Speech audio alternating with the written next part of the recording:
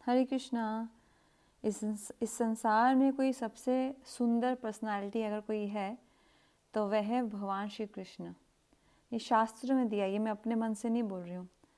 अगर भगवान सच में इतने सुंदर हैं तो ऐसा क्यों है कि हमारे जैसे जीव, हमारे जैसे बद्धजीव भगवान की सुंदरता से आकर्षित ना होकर माया में पड़े हुए हैं, भोग वासना में पड़े हुए हैं, अपनी संसारिक इच्छाओं को पूर्ण करने में लगे हुए हैं, ना कि भगवान की सेवा कर पाते हैं।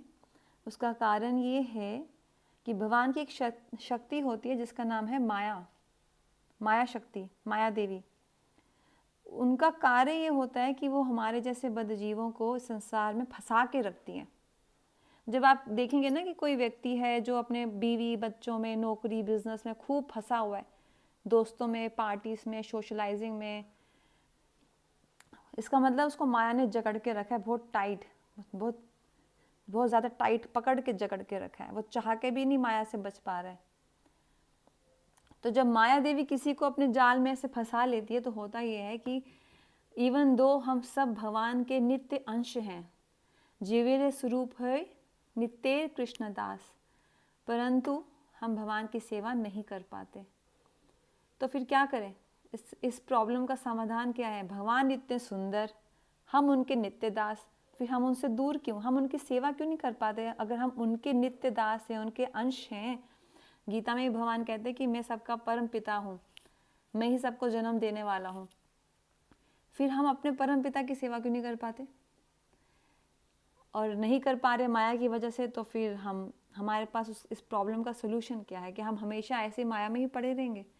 सोल्यूशन ये है कि हम जब ऐसे संतों के साथ जुड़ जाते हैं ना, ये जो शुद्ध रसिक ब्रज के संत हैं, भगवान के नित्य परिकर, जिन्होंने भगवान को साक्षात देखा है। हमने भगवान को देखा नहीं है अभी तक, हमें पता भी नहीं भगवान एक्चुअली में क्या है।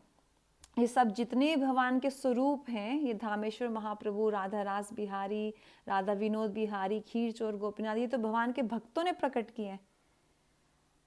ऐसे भक्तों ने, माधवेंद्र पुरी पाद, भक्ति वेदांत स्वामी महाराज, भक्ति प्रज्ञान केशव महाराज, भक्ति वेदांत वामन महाराज, भक्ति वेदांत नायक महाराज, भक्ति विनोद ठाकुर, विष्णु प्रिया देवी, इन्होंने प्रकट किए। रूप गोस्वामी, सनातन गोस्वामी, छठ गोस्वामी। तो जो हम अपना संबंध इनसे जोड़ेंगे ना, इनकी सेवा करके, इनको प्रणाम करके, इनकी बात मान के, इनके इंस्ट्रक्शंस को फॉलो करके, तब इनकी कृपा होगी, कुछ इनका दिल पिघलेगा, आशीर्वाद ऐसा मिलेगा कि माया का जाल दूर हो जाएगा और ठाकुर जी का जाल हमारे ऊपर पड़ जाएगा।